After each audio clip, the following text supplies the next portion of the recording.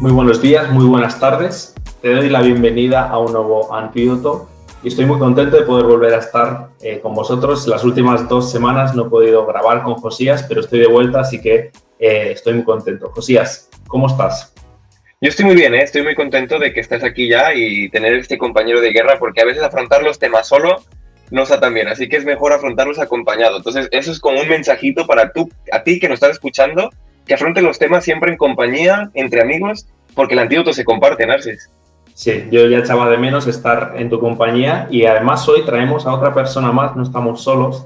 Y estoy muy contento de poder presentar a Néstor de Así que, Psion, así que él mismo se presente un poco y que nos cuente. Néstor, ¿dónde estás? ¿Quién eres? ¿Qué haces? ¿Cuál es tu proyecto? Bueno, un gusto estar con ustedes, José y Narcis. Un placer estar aquí en Antídoto. Estaba esperando este momento para estar juntos. Mi nombre es Néstor, me uno a ustedes aquí desde Ohio, un estado de los Estados Unidos que tiene alrededor de 11 millones de habitantes. Trabajo aquí en una red de hospitales y bueno, en este momento con todos los desafíos del COVID-19 estamos orando más y trabajando mucho.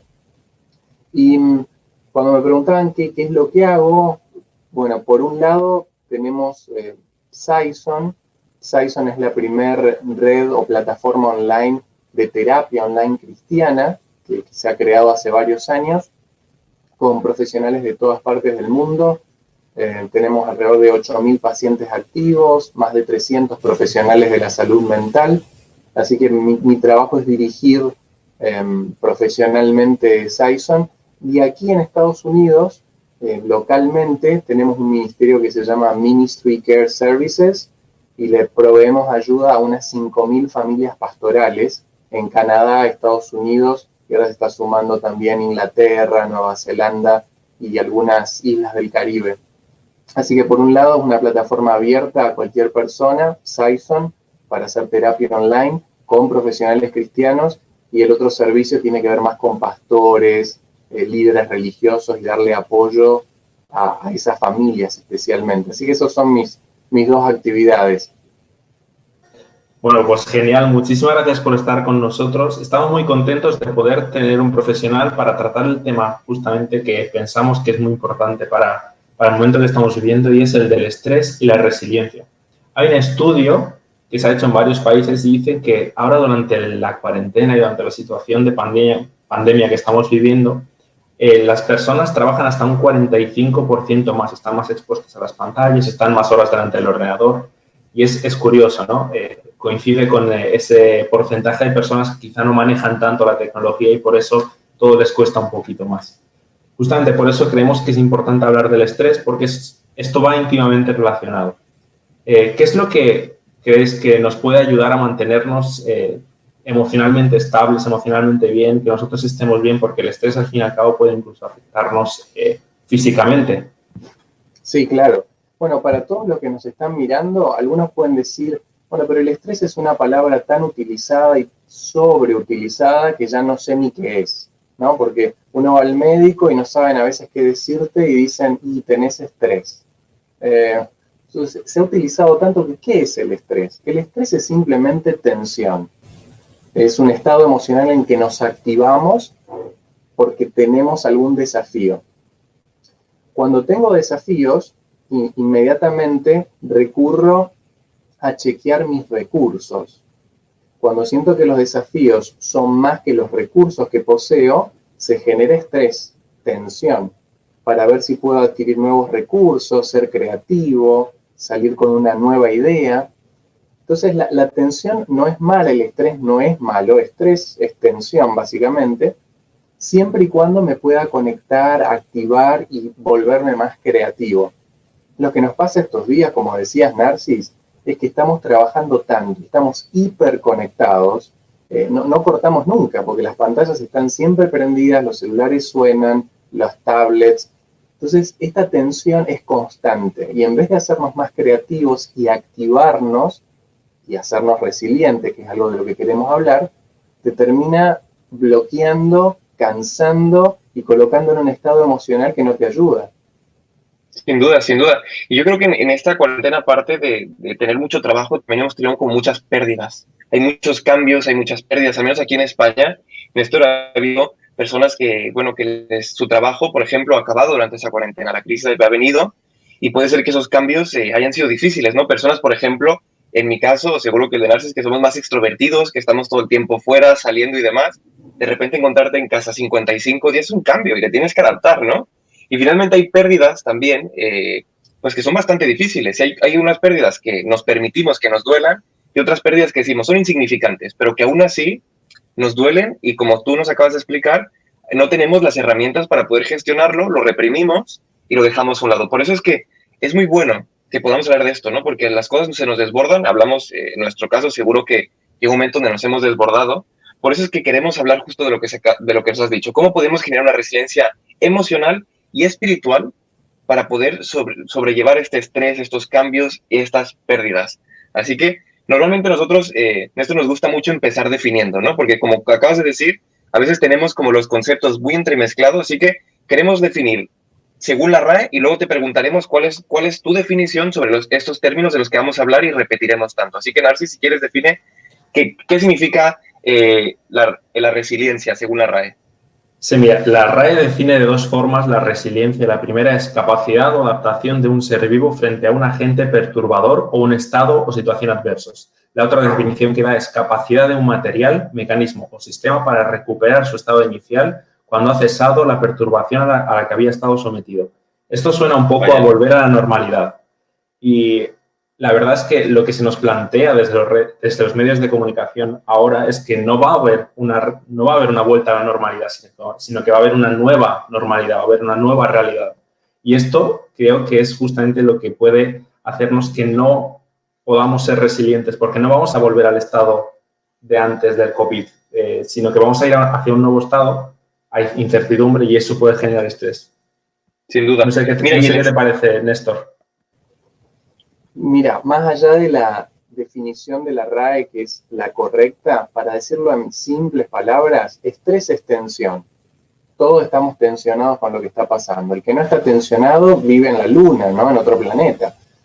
¿Qué es resiliencia? Si tomamos una pelota de tenis y la tiramos contra el suelo, la pelota va a cambiar de forma, se va a hundir y luego va a volver a su forma inicial. Eso es resiliencia. Enfrentar una situación que es dura y difícil, cambiamos de forma, la situación nos desafía y volvemos a la normalidad. La normalidad que, como decías, Narcis, va a ser una nueva normalidad. No la normalidad de antes, pero una normalidad en donde hemos crecido, en donde estamos más fuertes, en donde enfrentamos las cosas desde otro lugar. Entonces, el estrés es tensión, la resiliencia es ver qué hacemos con esa tensión como la pelota que rebota y logra sobreponerse. Y esta resiliencia tiene mucho que ver con los cambios y las pérdidas, que en realidad son lo mismo. El cambio y la pérdida psicológicamente tiene una estructura muy similar. El cambio es la pérdida que yo elijo.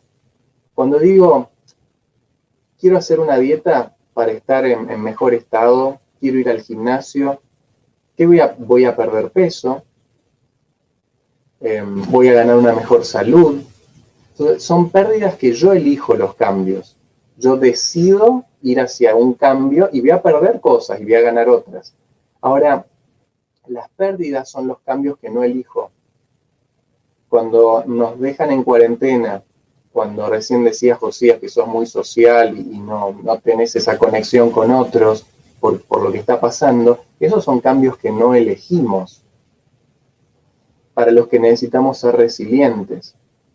Así que los cambios y las pérdidas tienen una estructura psicológica, por eso no lo dije, pero justamente soy psicólogo, a esto me dedico, una estructura muy parecida. Es más, Elizabeth Kubler-Ross, cuando habla de pérdidas, en 1969 publica el libro que tiene que ver con cómo una persona afronta la muerte, que es la mayor pérdida que vamos a afrontar, la de seres queridos y la nuestra. Ella habla de 5 etapas. Hoy hablamos de 6. Le agregamos una 6ª etapa. Si vamos a las etapas del cambio, primero les hablé de las etapas de la pérdida, son 6. Si hablamos de las etapas del cambio, Prochaska, Norcross y Di Clemente son los 3 científicos más conocidos que estudian, y ellos construyen 6 etapas del cambio, 6 de nuevo, ¿no? ¿Escucharon el mismo número? Las llaman de otra manera, tienen otra dinámica, pero son 6. O sea, hay mucha coincidencia entre las pérdidas y los cambios. Claro, y además vemos que tienen como una conexión, ¿no? Porque finalmente si hablamos de estos cambios, de estas pérdidas, tiene una conexión con resiliencia, ¿no? Porque a mí se me viene a la mente como una palmera. Cuando vienen los fuertes vientos, una palmera pues es flexible, y como es flexible puede sobrevivir y sobre todo puede sobrellevar esos fuertes vientos, que posiblemente un árbol que sea muy rígido y que tenga como ese estatus de permanencia, ¿no? Como yo tengo un trabajo y yo pienso que siempre va a ser ese trabajo, ¿no? Yo tengo una relación y termino una relación y digo, voy a estar triste y solo toda la vida. Oye, no, pues tal vez no voy a estar triste y solo toda la vida. Entonces, me gustaría preguntar, Néstor, porque siempre nos gusta preguntar, este tema de la resiliencia, de los cambios, del estrés, ¿tú crees que nos afecta como seres humanos integrales? O sea, habrá personas que tal vez sean como más crónicas que digan, bueno, en realidad a mí esos cambios y las pérdidas no me afectan. Y tal vez vaya con muy de valiente, ¿nos afecta como seres humanos aunque no los sepamos ver?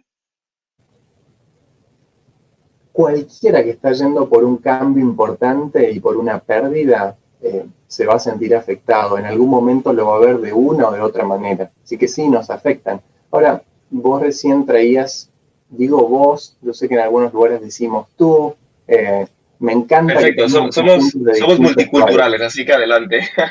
Entonces, para los que van a través de una crisis, como decía Josías, la palmera o el junco, que es una buena imagen de lo que es la resiliencia, se dobla para atravesar la tormenta y luego vuelve a su estado. Eso es resiliencia y nos afecta a todos, las crisis nos afectan a todos. Ahora, hay un tema acá, porque hoy pusimos como título resiliencia emocional y espiritual. Ustedes saben que Saison es una plataforma espiritual que provee terapia, pero los profesionales son todos cristianos. En mi caso, yo también soy un pastor, ministro ordenado, como se llama. Entonces, ¿qué pasa con lo espiritual? A mí me preocupa mucho el tema de las religiones y los cambios. Porque cuando uno atraviesa un cambio y una pérdida, necesita flexibilidad. Y las estructuras, que son muy rígidas, se quiebran. No atraviesan bien los cambios, se rompen. Entonces, les ilustro esto que estamos diciendo de una manera bien concreta, y los que nos están escuchando, es la pregunta para ustedes también. Josías y Narcis, y esta pregunta es en serio, ¿no? Tienen que responder sí. Ahora. ¿Ustedes creen que son más espirituales que Jesús? No. Claramente no. ¿Josías? Depende, ¿no? Yo creo que depende mucho, porque finalmente la espiritualidad para mí es como más, como está en todo, es como más transversal. Por tanto, yo puedo tener una espiritualidad diferente a la de Jesús, pero no más ni menos, sino diferente. Ok. Esta pregunta la he hecho a cientos de personas. Es la primera vez que alguien me da una respuesta diferente a no. Después lo charlamos, Josías. Si me preguntan a mí, ¿sos más espiritual que Jesús? Yo digo, no, definitivamente no. Entonces, me imagino que en casa la mayoría o se quedó pensando como Josías o simplemente respondió, no, yo no soy más espiritual que Cristo. Ahora, ¿por qué a veces actuamos como si lo fuéramos? Y déjenme explicarles a qué me refiero. Jesús, cuando estaba en la cruz, dice, Padre, ¿por qué me desamparaste? Te siento lejos. ¿Dónde estás? Lo dice de tal manera que por lo menos 2 evangelios lo registran. Vieron que hay 4 historias de Cristo en las Escrituras, los 4 evangelios le llamamos, y por lo menos 2 de ellos registran esto. Hay 7 cosas que Jesús dice en la cruz, y esta es una de ellas, y está registrada por 2. Quiere decir que lo dijo fuerte, lo suficientemente fuerte como para que la gente lo escuche, los que estaban alrededor. Lo dijo de tal manera que 2 de los 4 evangelios lo consideraron importante para registrarlo. Ahora, a veces como cristianos, personas espirituales, nos sentimos limitados para hablar de lo negativo. A veces vamos a la iglesia y parece que lo único que se puede decir es lo positivo y que estamos bien. Y si te decís algo negativo, te falta fe, tenés que estudiar más la Biblia, deberías orar más. deberías dedicar más tiempo con Dios y la naturaleza, siempre hay alguna cosa que deberías hacer. Sin embargo, a Cristo, ¿le faltaba leer más la Biblia? ¿Le faltaba orar? ¿Le faltaba testificar y hablar más de Dios? No le faltaba nada en su vida espiritual. Sin embargo, tuvo un momento en que sintió a Dios completamente lejos, ausente, y lo dijo en voz audible para que todo el mundo lo escuche. Algunas lecciones que aprendemos de la resiliencia de Cristo aquí en la cruz. Una, cuando estoy mal, cuando me siento mal, tengo que decirlo. Porque el aislamiento y la soledad es como una lupa, agranda todo lo malo. Cuando miro a través de la soledad, todo se agranda, mis problemas crecen. Jesús lo dijo para que todos lo escuchen. Otra cosa que aprendemos es que está bien sentirse mal. Está bien estar mal. Cristo no tuvo problema en estar mal y en decirlo. Y que no es un problema espiritual. Jesús no tiene ningún problema espiritual. Y sin embargo tiene una espiritualidad sólida, buena, para ser resiliente, expresó lo que le estaba pasando y lo hizo sin ningún problema. No sé qué piensan de esto que estamos hablando, antes de que siga en este monólogo. ¿Qué les parece? Y si tienen alguna pregunta, Josías y Narcis. Me parece espectacular y desde Antídoto siempre hemos dicho que, oye, si alguien está mal en la iglesia, si alguien espiritualmente está pasando una circunstancia complicada, no pasa nada. No es el fin del mundo. Se puede tener depresión, se puede pasar una situación de estrés, se puede estar mal simplemente por la situación que sea y no está directamente relacionado con tu espiritualidad. Estás mal porque no has orado suficiente. Esto es algo que es muy importante decirlo porque sobre todo en la situación en la que estamos, en la que las iglesias también se ven limitadas, las reuniones que puede haber, el contacto con los otros hermanos, de alguna forma vemos solamente nuestra realidad. Y hablo un poco desde mi perspectiva. Lo que veo son 4 paredes a mi alrededor y a mi familia, como mucho. No veo a la gente de la iglesia, no me relaciono con ellos y puedo llegar a pensar que solamente yo estoy mal y que solamente yo paso por problemas y que solamente a mí me afecta la situación porque es lo que veo al fin y al cabo. Y no es así. La iglesia creo que en general está sufriendo y sobre todo las personas que quizá no tengan la facilidad que tenemos nosotros de conectarnos y todo esto. Y creo que para la iglesia todo el tema del COVID está siendo una pérdida al fin y al cabo. Está significando un cambio. Y creo que a nivel de iglesia, ya que estamos hablando de la iglesia, creo que se está experimentando este estrés y la pelota está ahuevada, ¿no? Como decías, la pelota de tenis la iglesia está siendo apretada y creo que es un momento para justamente, como tú dices, Néstor, desahogarnos, decir, Señor, ¿qué está pasando? ¿Dónde estás? Sí. O nos sentimos mal, ¿no? Y claro, además son buenas oportunidades para el cambio, Narcis. Cuando nos sentimos mal, es excelente la oportunidad para hacer algo diferente. A veces cuando estamos tibios en el status quo, que las cosas son siempre iguales, en la crisis eso cambia, nos sentimos mal y sentimos la necesidad de cambiar. Y es una excelente oportunidad para abrirnos al crecimiento. Claro. Cuando hablamos... Además, esto... Sí, Josías. Perdón, es que todo el tiempo cuando estabas hablando se me viene a la mente las expectativas que generamos como cristianos, ¿no? Este peso que nos ponemos encima y yo creo que es lo más difícil, ¿no? Romper con eso, como tú acabas de decir, de admitir que estamos mal y que la gente piense que no somos perfectos. Y yo creo que no somos perfectos, es que no tenemos que pretender ser perfectos, no tenemos que pretender estar siempre bien, porque yo creo que eso es lo que vende un poquito esa teología de la prosperidad, ¿no? Es como tú ora y te vas a sentir súper bien, piensa en un coche rojo y el Señor te va a dar un Ferrari. Oye, no, tal vez las cosas no vayan a salir tan bien como tú lo tenías pensado. Y por más que tú ores y te esfuerces y seas una persona súper espiritual, te va a sorprender algo que ni siquiera te puedes imaginar que pudiera pasar, que es esto, ¿no? Entonces, la aceptación yo creo es muy importante y romper con esa expectativa y ese techo de cristal que en muchas ocasiones nos ponemos porque nos daña personalmente y nos sentimos incluso fracasados o frustrados por no cumplir esa expectativa tan alta que nos han puesto.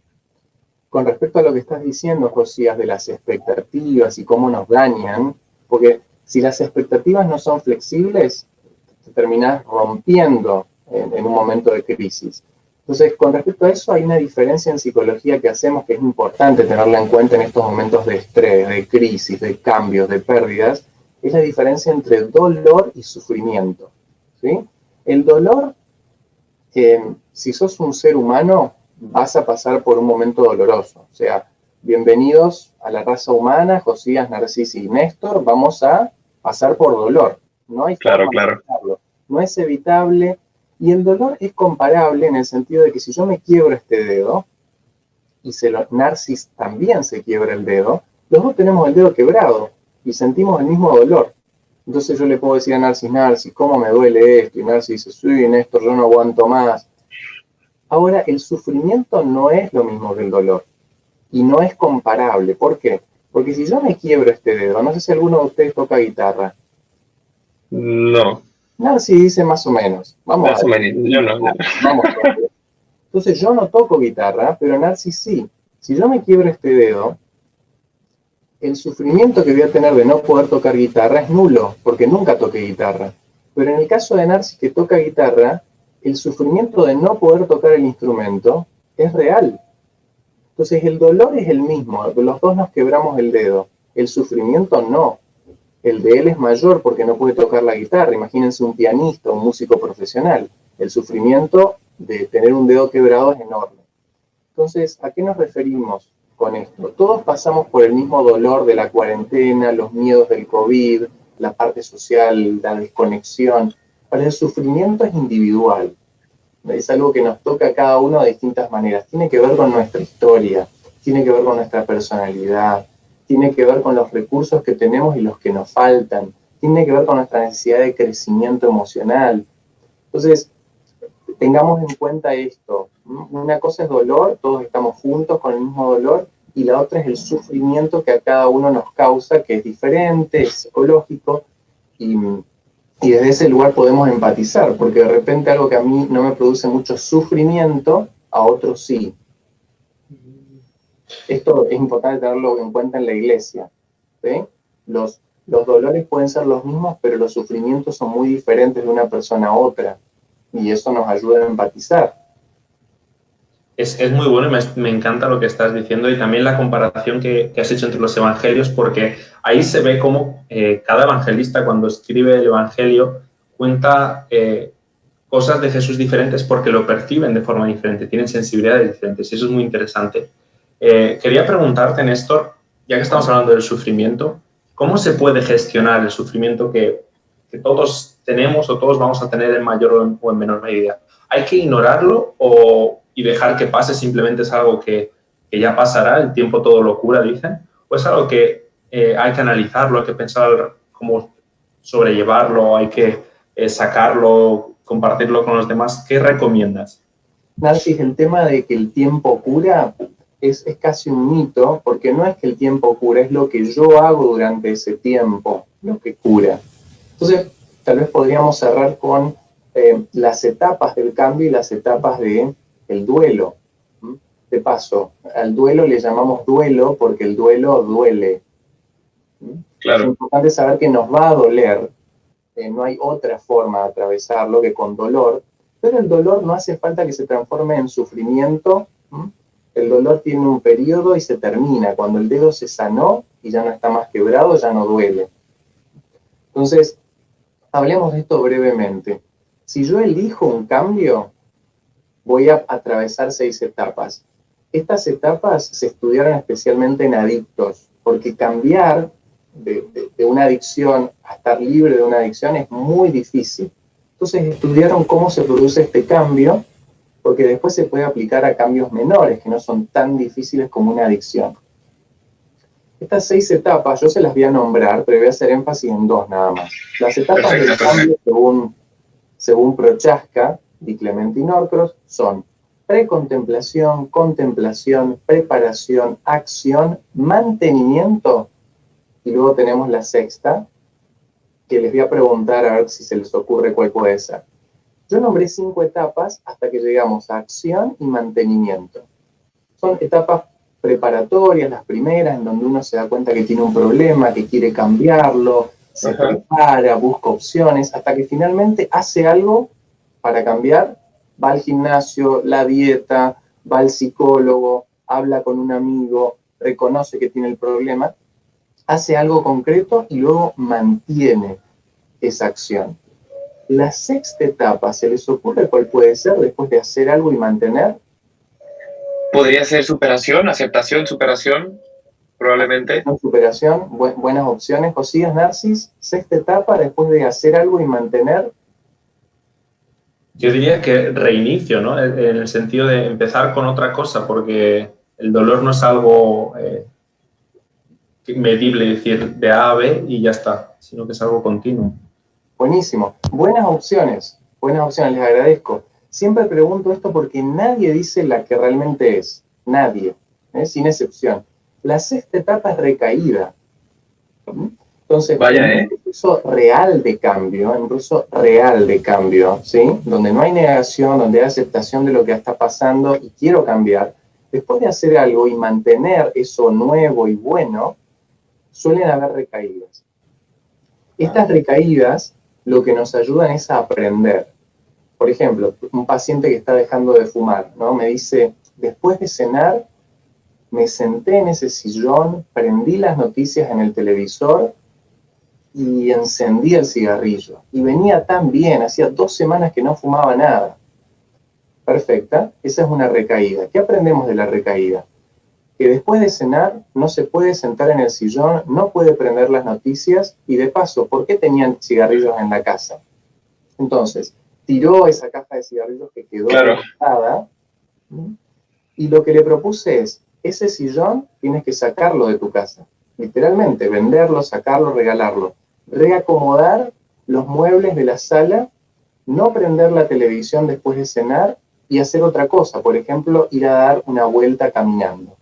Entonces, la próxima vez que sintió ganas después de cenar de fumar, ya el sillón no estaba, no prendió las noticias y se fue a caminar. Entonces, las recaídas son muy importantes porque nos ayudan a crecer, a cambiar cosas que necesitan reajustes. Y son partes del proceso de cambio. Entonces, hay 6 etapas de cambio. La sexta etapa es recaída y uno puede decir que va en una forma de espiral con los cambios. Avanzamos, recaemos, aprendemos, seguimos avanzando, hay una recaída, aprendemos, seguimos avanzando. Esto se puede aplicar a cualquier adicción o a cualquier cuestión que queremos cambiar. ¿Qué pasa, Josías, con lo que decías de las expectativas? Si soy cristiano, cambié y ya nunca más pecaré, nunca más me equivocaré. Absolutamente no cierto, es mentira. Y si puedo aceptar que eso no es verdad y que las recaídas serán parte del proceso y que Jesús no se escandaliza de mis pecados porque hace miles de años que viene lidiando con pecados y sigue perdonando y sigue salvando, cuando entiendo todo esto es mucho más fácil experimentar un cambio real.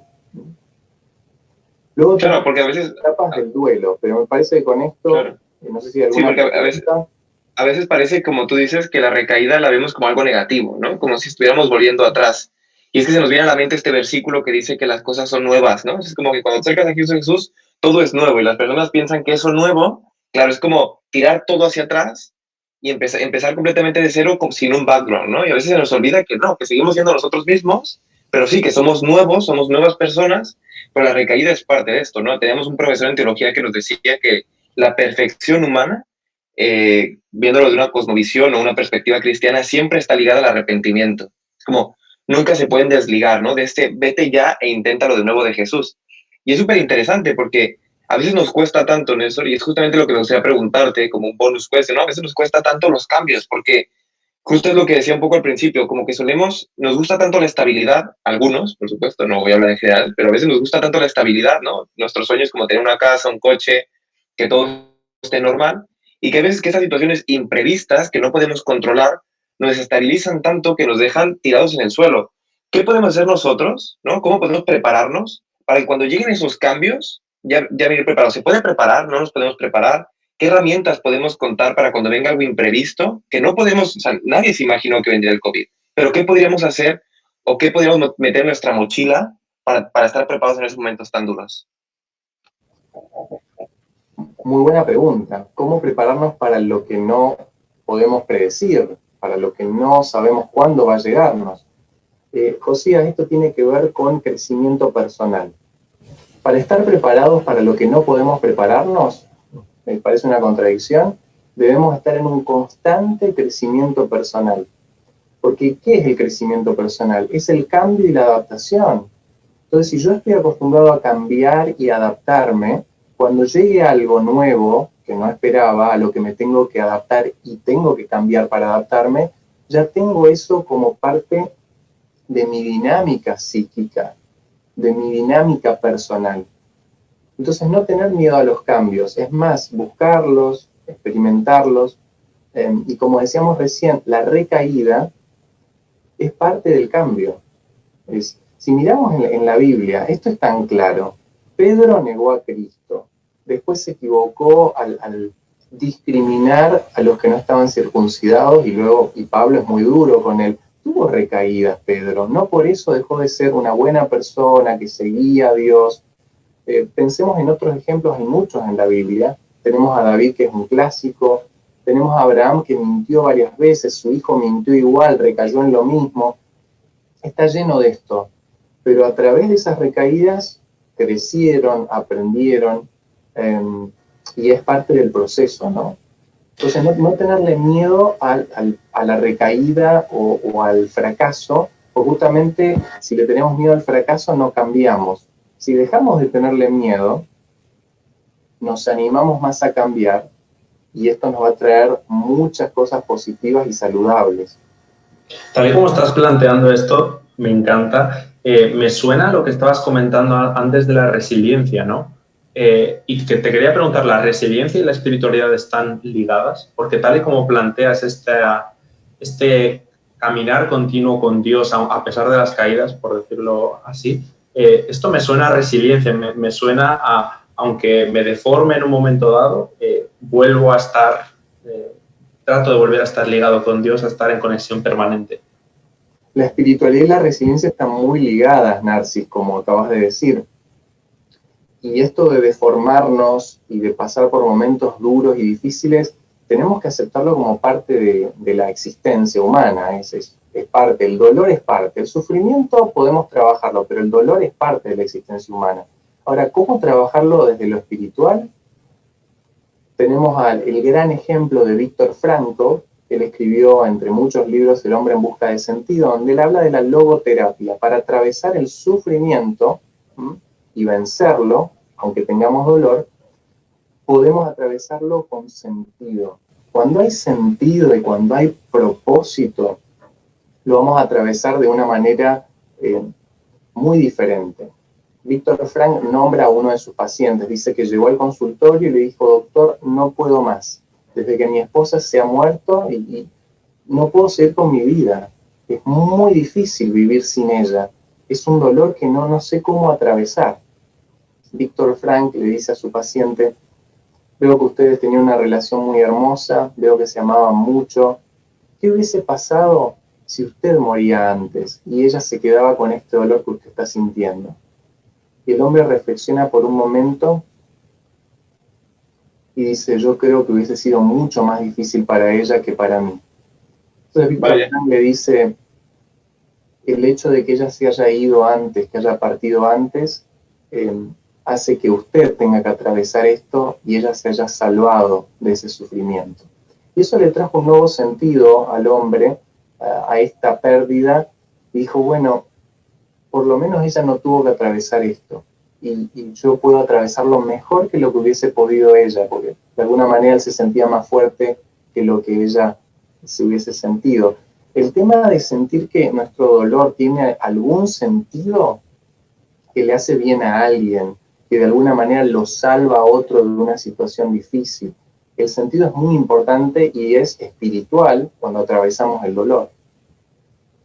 Wow, es muy bonito entenderlo así, ¿no? Entender que todo tiene un porqué y ese porqué en muchas ocasiones nació, no sé si te suenan frases como, por ejemplo, Dios está al control, o Dios sabe por qué hace las cosas, o cuando se muere una persona, ¿no? Un familiar, le solemos decir, bueno, Dios sabe por qué se la llevó. Y estas frases en muchas ocasiones pueden darnos un sentido, pero en apariencia es una razón importante, pero se basan en principios un poco dudosos, ¿no? Y tal vez nos dan una esperanza, pero muy vacía. Entonces, me gustaría preguntar y sobre todo analizar ¿qué es lo que nos propone Dios a este tema? Porque puede ser que una persona en este momento, que tal vez nos escuche, no tenga una espiritualidad muy bien formada, tal vez no tiene un conocimiento bíblico muy amplio, y realmente queremos preguntar, ¿qué nos aporta la Biblia sobre este tema? ¿Qué nos dice Dios? ¿A Dios le importa los cambios, nuestras pérdidas? ¿O es un Dios que se siente en su trono, que en realidad dice, bueno, son cosas de niños, ¿sabes? A veces nos imaginamos ese Dios como, se le perdió el balón, es como, bueno, es igual, ¿no? Sí. Primero que todo, Josías, yo no creo en un Dios que esté al control de todo. ¿Sí? Si yo creo en un Dios que estuvo al control de los campos de concentración nazi, de todo lo malo que sucede, directamente creo que es preferible que sea ateo. Tengo pacientes que tienen un ateísmo muy saludable. Algunas veces escuchan esto y dicen, ¿a qué se refiere? Sí, hay ateísmo saludable, porque si uno tiene una idea de Dios que es tan negativa, tan agresiva, violenta, etcétera, es mejor ser ateo. Yo aplaudo a la persona que tiene una idea terrible de Dios y eligió el ateísmo. Es una decisión saludable.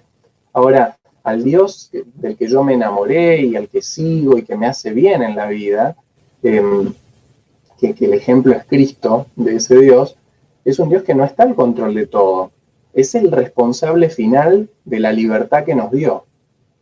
Pero las cuestiones que acontecen en nuestra vida por cómo usamos esa libertad y por cómo otros la usan, van más allá del control directo de Dios, que está ahí como manipulando títeres.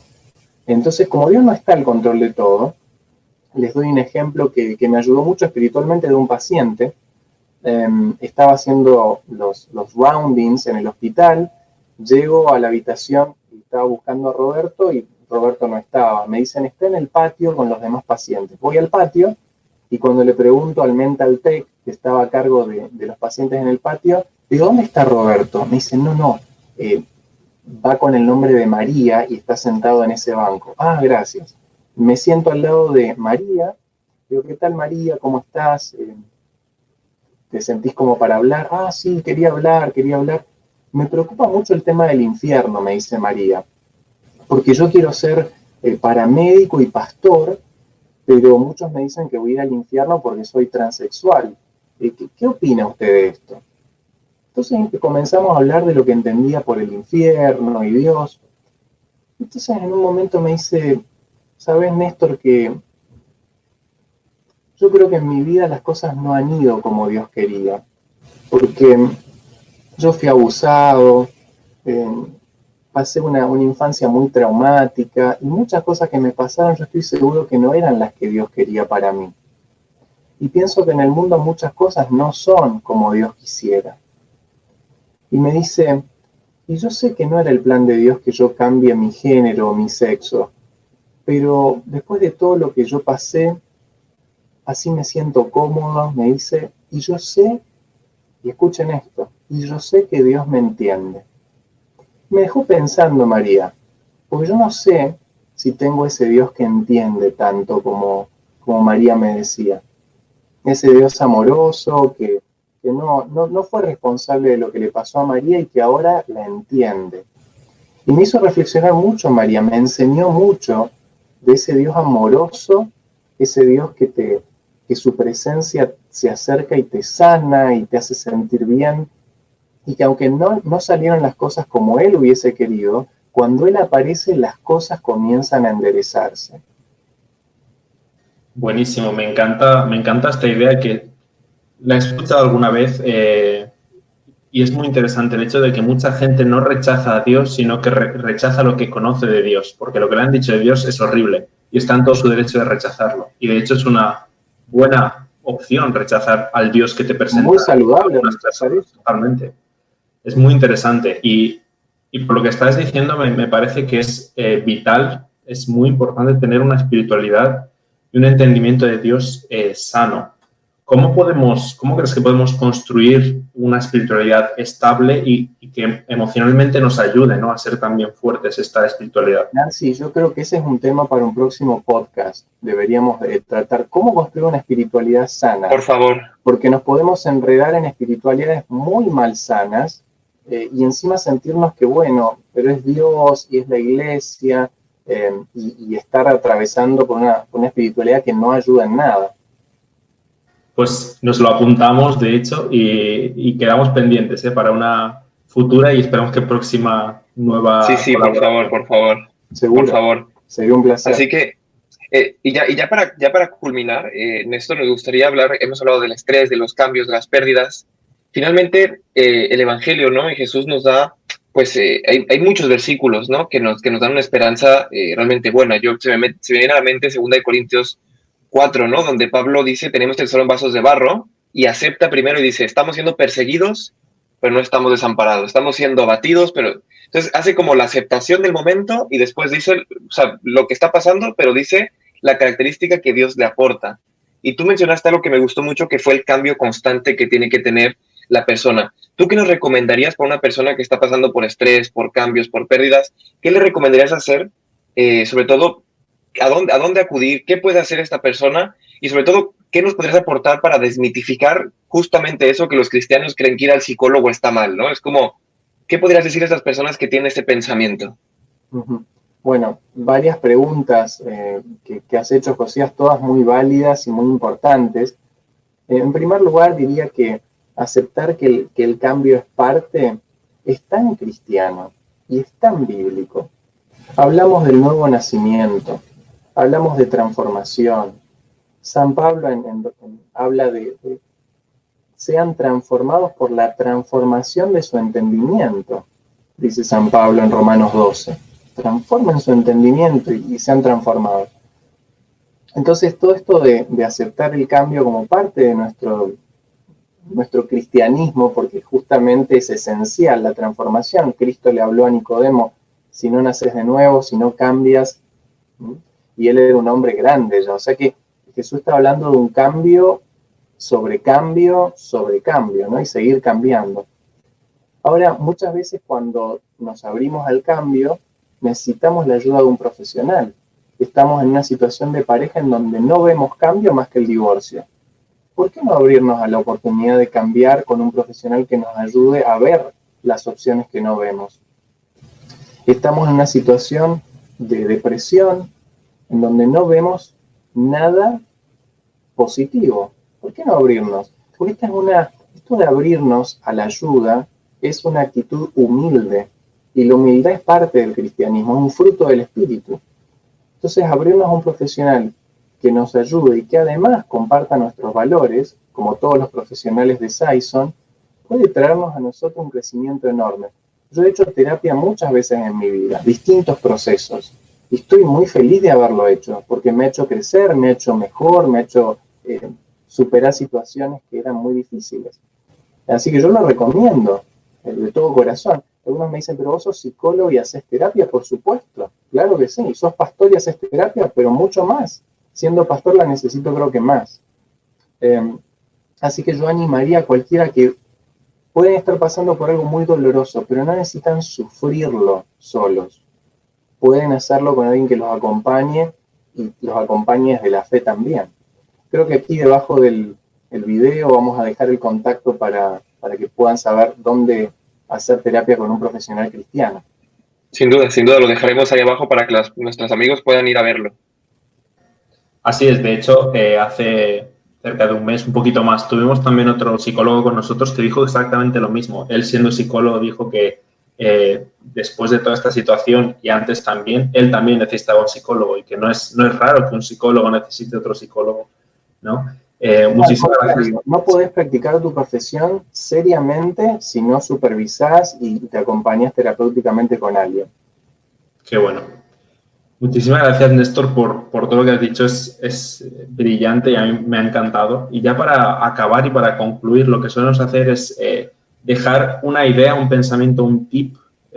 Tratamos de que sea práctico para aquel que nos haya escuchado. Es el momento de que cada uno saque su boli, su lápiz, su papel para apuntar, pues, esa herramienta, ese tip que le vamos a dejar. Si te parece, empezará Josías, seguiré yo, que serán 2 consejos desde nuestras limitaciones, y acabas tú.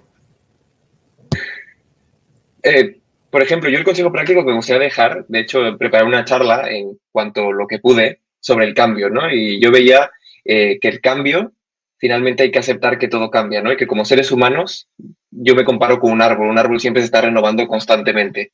Por tanto, lo hemos repetido en este podcast constantemente, pero yo sí que diría que nos tatuáramos en el corazón la palabra pasará.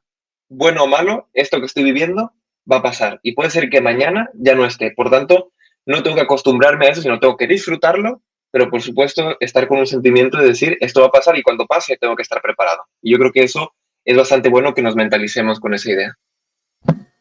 Bueno, mi consejo es que compartas aquello que estás, por lo que estás pasando, porque a diferencia de otras situaciones que quizá no se comprendan, la situación actual del COVID la estamos sufriendo absolutamente todos. Es algo mundial, es algo que en mayor o menor medida nos afecta. Así que comparte con los otros porque ese proceso tiene un nombre que no me sale, de catarsis, creo que se llama. Creo que es muy sano y es muy positivo y no tenemos que tener miedo a compartir la situación dolorosa que estamos pasando para que no se convierta en sufrimiento, como decías, Néstor. Bueno, por ahí 2 consejos finales serían: 1, la soledad es una lupa, recordemos esto. Cualquier cuestión que yo atravieso sintiéndome solo y aislado, sin hablarlo, sin conectar con otros, se agranda, crece. No se soluciona callándola.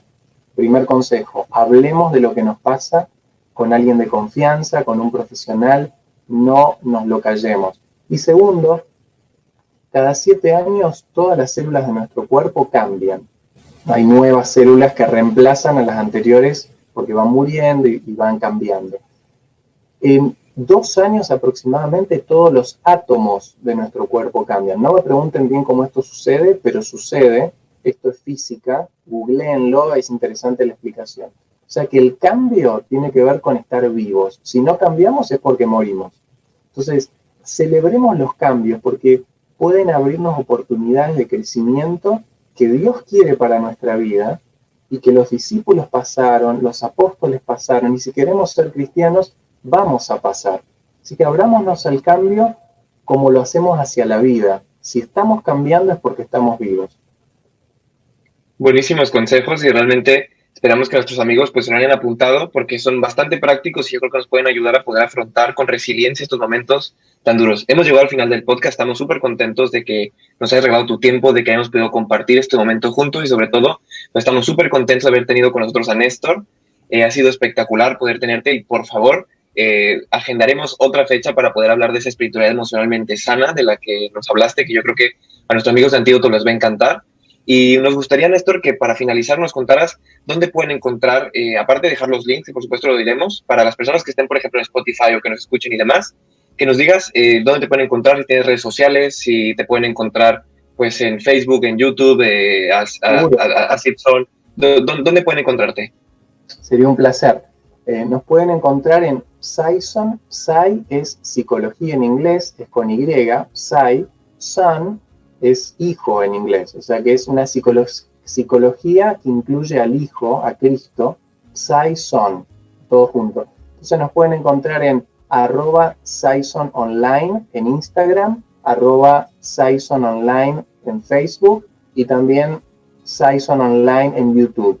Y les vamos a dejar el link aquí de la página web que es www.saison.org, donde tienen toda la información y pueden contactar a un psicólogo o un psiquiatra cristiano. No importa el lugar del mundo donde estén, es todo online y se paga con tarjeta, así que se puede acceder desde cualquier lugar. Claro, además tenéis talleres y demás cosas, ¿no? Hemos estado viendo que tenéis talleres bastante interesantes. Sí, ahora estamos empezando un posgrado para líderes religiosos a principios de junio, que está abierta la inscripción, y también hacemos cursos de posgrado para psicólogos, psiquiatras. Hacen en la parte teórica, luego vienen muchos aquí a Ohio a entrenarse en forma presencial, hacemos supervisiones, sí, es un poco más amplio, pero para todo el que necesite hacer terapia online, ahí tiene una plataforma cristiana para hacerlo en saison.org. Pues fenomenal, fenomenal, y seguro que a nuestros amigos les va a encantar y terminarán yendo para poder pues informarse, y de verdad los invitamos de todo corazón a que vayan a Saison y puedan ver todo su contenido, que es bastante bueno y seguro que les será de gran ayuda en estos momentos tan duros. Pues hemos llegado al final, te agradecemos un montón por el tiempo que nos ha regalado. Muchas gracias, Néstor, gracias a ti que nos estás escuchando, que sigues apoyando este proyecto, y por supuesto te invitamos aquí a nuestras redes sociales, que estés en Instagram conectado, en YouTube si esto lo estás viendo, en YouTube, puedes disfrutarlo en Spotify mientras estás haciendo miles de cosas y por supuesto también verlo y disfrutarlo para ver nuestras hermosas caras, como siempre decimos. En Instagram pues estamos subiendo videos, imágenes y demás, estate en contacto con nosotros y si tienes algún problema, como siempre te lo repetimos, escríbenos, no estás solo, te podemos ayudar y te podemos ayudar a encontrar una persona profesional que pueda hacerte de gran ayuda. Así que nos vemos en el próximo podcast, muchas gracias y hasta la próxima y hasta el próximo antídoto. Hasta luego. Hasta la próxima.